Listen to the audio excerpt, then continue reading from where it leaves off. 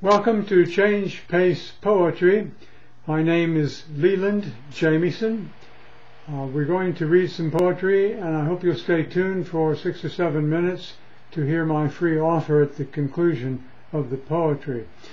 The first poet we'll read is Emily Dickinson.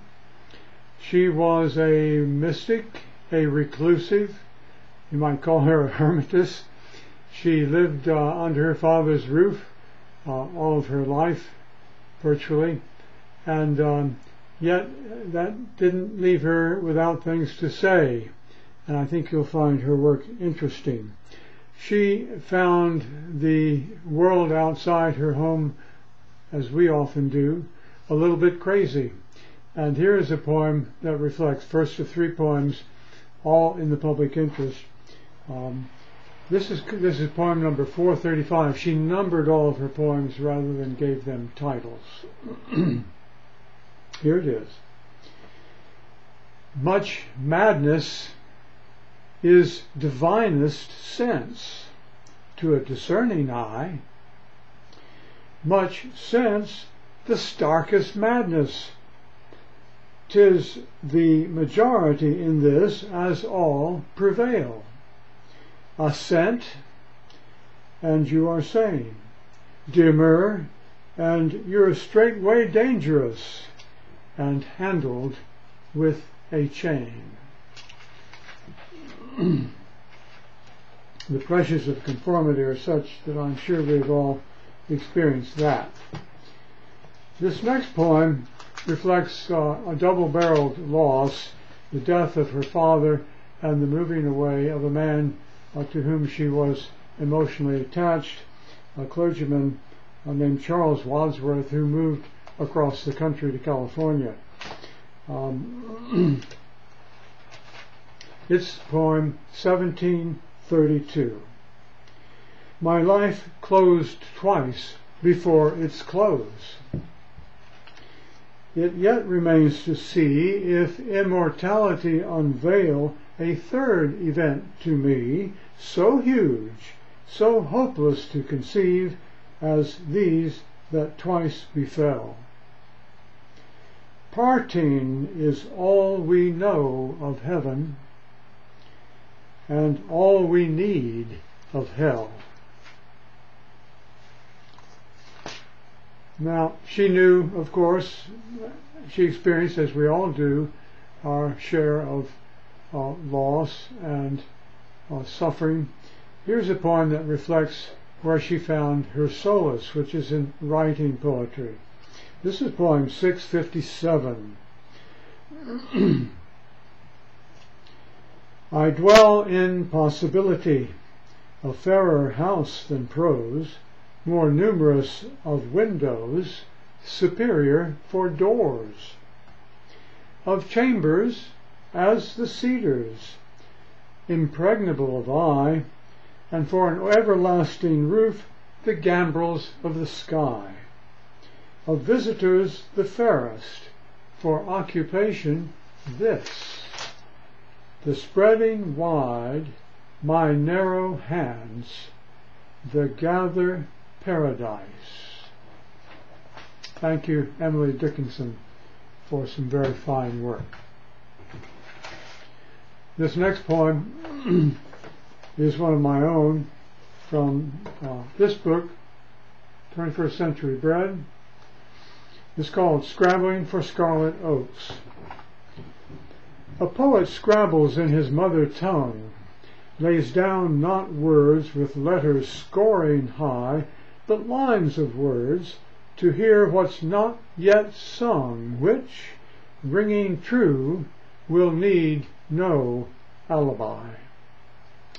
With serendipity he stumbles on those sensate words that rhyming lines evoke, with images a meter spawns, clear drawn, rough acorns which prefigure scarlet oak. A reader reads across the meter's beat, with speech stress sounding cadenced counterpoint, inviting heart and mind to dance with feet. The scrabblers and the reader's work conjoint, conspire, creating out of clear, bold air, with mother tongue, her four square oak, mon cher. And this is called Formal Poet as a Rooster. As a violin beneath one's jaw will resonate in the conch of ear, spread gooseflesh through the player's maw, electrify his chakras sphere, impel him toward a right-brained awe, so may a formal chanticleer. The horsehair bow of reading stress contests each line, articulates what's drawn across patam or less, tetram or trim, and celebrates new vibes that free verse can't express. What untaught string reverberates? Its speech stress firing at the breech ignites taut measured lines, end chimes, push-pulls that sense with feeling's reach, as poet, reader, hearer, times out moss-thick tongues, cliché gray speech, and cries up dew-fresh paradigms. Now, for that free offer, writing poetry, especially to metrical lines and with end rhymes, as well as internal chimes, is much like a game.